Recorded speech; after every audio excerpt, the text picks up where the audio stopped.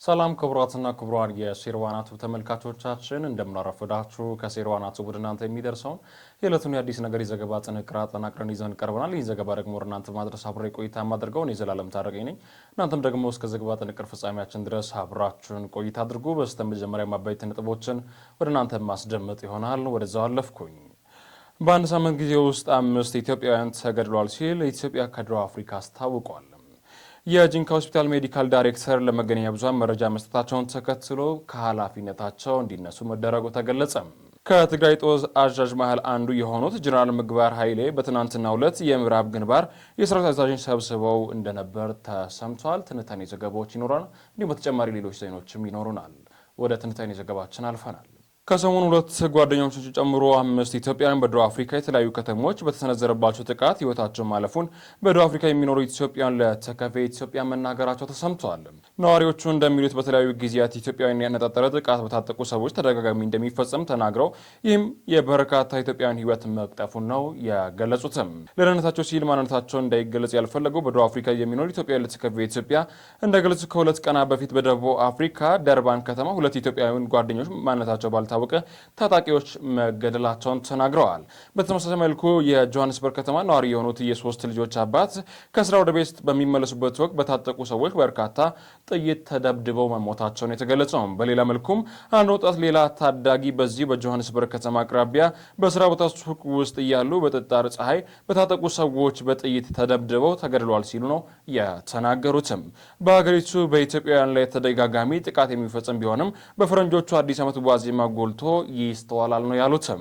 ተከፌ ኢትዮጵያ በጉዳዩ ዙሪያ ያነጋገራቸው በደቡብ አፍሪካ የኢትዮጵያ ማህበረሰብ አመራሮች መካከል የሆኑት አንድ ስማቸው እንዳይገለጽ ያልፈለጉ የመረጃ ምንጭ በተለያዩ ጊዜያት በኢትዮጵያውያን ላይ የሚፈጸሙ ጥቃት የበርካቶችን ሕይወት እየቀጠፈ መቆየቱን ተናግረው ከላይ በሟቾች ቁጥር ጉዳይ መረጃ ከመስጠት መቆጠባቸውን የተናገረው። በዛሬው ዕለት የህዝብ ተወካዮች ሰው ሀብት ልማት ስራ ስምሪትና ቴክኖሎጂ ጉዳይ ቋሚ ኮሚቴ የትምህርት ዘርፉን የአንደኛ ሩብ ዓመት ስራ አስፈጻጸም ተመልክቶታል ማለት ነው። በዚህ ጊዜም የትምህርት ሚኒስተር ፕሮፌሰር ብርሃኑ ነጋ በከፍተኛ ትምህርት ተቋማት የክብር ዶክተሬት አሰጣጥን በተመለከተ ችግር የነበረበት በመሆኑ ወጥ አሰራር መከተል በማስፈለጉ የከበረ ዶክተሬት አሰጣጥን ሀገራዊ መመሪያ ተዘጋጅቶ ለተግባራዊ ዝግጅት መደረጉን ነው የተናገሩት። ሁሉም የከፍተኛ ትምህርት ተቋም መመሪያ መሰረት ተፈጻሚ ማድረግ ያለባቸው ሲሆን የክብር ዶክተሬት ማዕረግ የሚያገኙ ሰዎች ዶክተር ወይንም የክብር ዶክተሬት በሚል መጠሪያነት መጠቀም እንደማይቻል አሳስበውማል።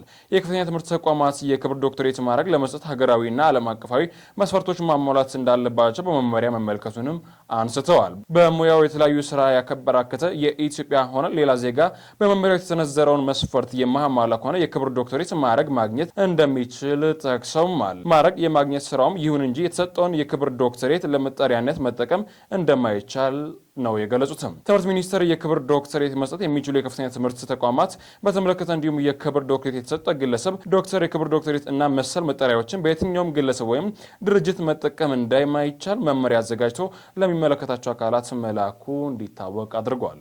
የጂንካ አጠቃላይ ሆስፒታል ሜዲካል ዳይሬክተር በአካባቢ ስለተከሰተው የሄሞራጂክ ፌቨር እንደሆነ በተገመተው ተላላፊ በሽታ ሰዎች መሞታቸውን ገልጾ ለመገናኛ ብዙሃን መረጃ መስጠታቸውን በመከተል ከኃላፊነታቸው እንዲነሱ ተደርገውማል። ዋዜማ ከደቡብ ክልል በጤና ቢሮ ከሆስፒታል ምንጮች እንደሰማቸው የጂንካ አጠቃላይ ሆስፒታል ሜዲካል ዳይሬክተር ዶክተር ቢኒያም አስራት ለአንድ ዓለም አቀፍ ሚዲያ የሄሞራጂክ ፌቨር እንደሆነ በተገመተው በሽታ ሳቢያ ሐኪሞችን ጨምሮ ሰዎች መሞታቸውን ገልጸው መረጃ በመስጠታቸው ከሆስፒታሉ ስራ አስኪያጅ ሚስጥር ሐምዲ በተጻፈ ደብዳቤ ከህዳር 5 ቀን 2028 ከኃላፊነታቸው መነሳታቸው ነው የተነገረው። ዳይሬክተሩ ከኃላፊነታቸው ከመነሳታቸው በፊት ወደ ሆስፒታል ወጥተው ከታመሙት 4 በሽተኞች አንዱ በህይወት እንዳለ እና የተሻለ የሚባል የጤና ሁኔታ ላይ እንደሚገኝ ገልጸው 2 የሆስፒታሉ የጤና ባለሙያዎች ጨምሮ እስካሁን 6 ሰዎች ተመሳሳይ ምልክቶችን በማሳየት ህይወታቸው ማለፉን ለዶቼ ቬለ ራዲዮ ገልጸው ነበር።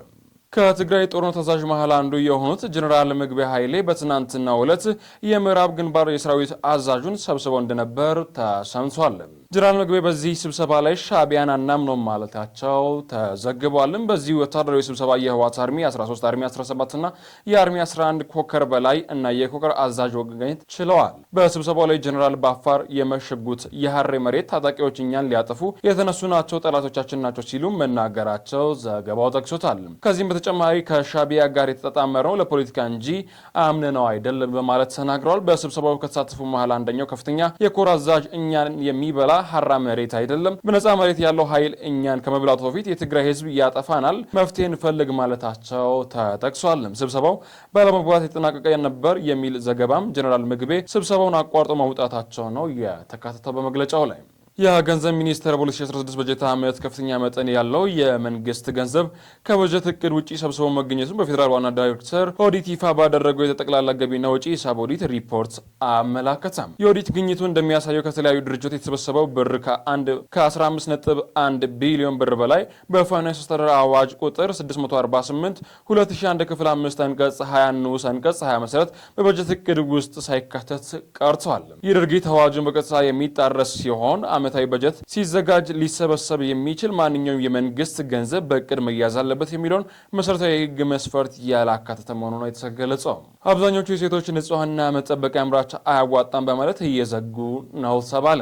የሴቶች ንጽህና መጠበቂያ የሚያመርቱ አብዛኞቹ ኢንዱስትሪዎች ምርቱ አያዋጣም በማለት ስራቸውን እየዘጉ እንደሚገኝ የሴቶች ማህበራዊ ጉዳይ ሚኒስቴር ገልጿል። በሚኒስቴር መስሪያ ቤቱ የሴቶች መብት ጥበቃና ምላሽ መሰራይ አስፈጻሚ አቶ ዘካሪያስ ደሳለኝ ለአሃዱ ራዲዮ እንደተናገሩትም በሀገሪቱ ላይ ንጽህና መጠበቂያ ከፍተኛ ፍላጎት ቢኖርም የተደራሽነት የምርት ችግር አለን ያሉት ይህን ተግዳሮት ለመቅረፍም በሚኒስትሮች ደረጃ የተቋቋሙ ኮሚቴ ከፈረንሳይ ኤምባሲ እና ከፈረንሳይ የልማት ድርጅት ጋር በመተባበር እየሰራ ይገኛል። ከ15 ዓመት በፊት ከ60 ዓመት በላይም ታክስ ይጣልበት የነበረው ምርት አሁን ወደ 10 በመቶ ዝቅ ቢልም በኑሮ ውድነት ምክንያት ዋጋውንም ተደራሽ እንዳይሆን አድርጎታል ነው የተባለው።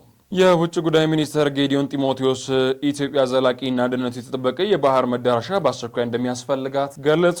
ሚኒስትሩ የአዲስ አበባ ዩኒቨርሲቲና ሆረር ሪቪው በጋራ ባዘጋጁት የውጭ ጉዳይ ግንኙነት ፖሊሲ መድረክ ላይ ባደረጉት ንግግር በወቅታዊ የአፍሪካ ቀንድ ጉዳይ እና በኢትዮጵያ የውጭ ግንኙነት ፖሊሲ ዙሪያ ማብራሪያ ሰጥተዋል። መድረኩ መቀመጫውን በአዲስ አበባ ያደረገ የዲፕሎማሲ ማህበረሰብ፣ ሲቪል ማህበረሰብ ድርጅትና የብዙሃን መገናኛ አባላትን በአንድ ላይ ያሰባሰበና የኢትዮጵያን የውጭ ግንኙነት ፖሊሲ የአፍሪካ ቀንድ እቅዶችን ላይ እና በኢትዮጵያ እና ኤርትራ መካከል ያለው ስልላዊ ወቅት ሁኔታ ላይ በማተኮር ጥልቅ ውይይት ለማድረግ ያለመ እንደነበር ነው የተመላከተውም። የውጭ ጉዳይ ሚኒስትር ጌዲዮን ጢሞቴዎስ በዚህ መድረክ ላይ በሰጡት ማብራሪያ ከ130 ሚሊዮን በላይ የህዝብ ያላት ሀገር የኢኮኖሚ እድገትና ልማትን ለማስቀጠል አስተማማኝ የባህር መዳረሻ እንደሚያስፈልጋት ነው የተናገሩትም። የባህር በር ተደራሽነት ለኢትዮጵያ የህልውና ጉዳይ መሆኑን ነው የገለጹትም። ከኤርትራ ጋር ስላለ ግንኙነት ሲገልጹም ኢትዮጵያ ምንም እንኳን በብራሪነት ድርጊት ቢፈጽምባትም ከፍተኛ ትዕግስት እንዳሳየች ጠቁሞ እንዲህ አይነቱ ያልተገደበ ትዕግስት ግን በዘላቂነት ይኖራል ማለት አይደለም ሲሉ አስጠንቅቀዋል። ኤርትራንም ዓለም አቀፍ ማህበረሰብ ኤርትራን ቀጠናዊ ሰላምና ውህደት ጋር የሚስማማ ገንቢ አካሄድ እንድትከተል እንደሚያበረታታም አሳስበዋል። በነዳጅ ምርቶች ላይ የተጣለው አጠቃላይ የ30 ግብር ቀጣይ ተግባራዊ ይሆናል ተብሏልም። የኢትዮጵያ መንግስት ለረጅም ጊዜ የዘለቁን የነዳጅ ድጎማ ቀስ በቀስ ለማስወገድ ከሚወስዳቸው ሰፊ የኢኮኖሚ ማሻሻያ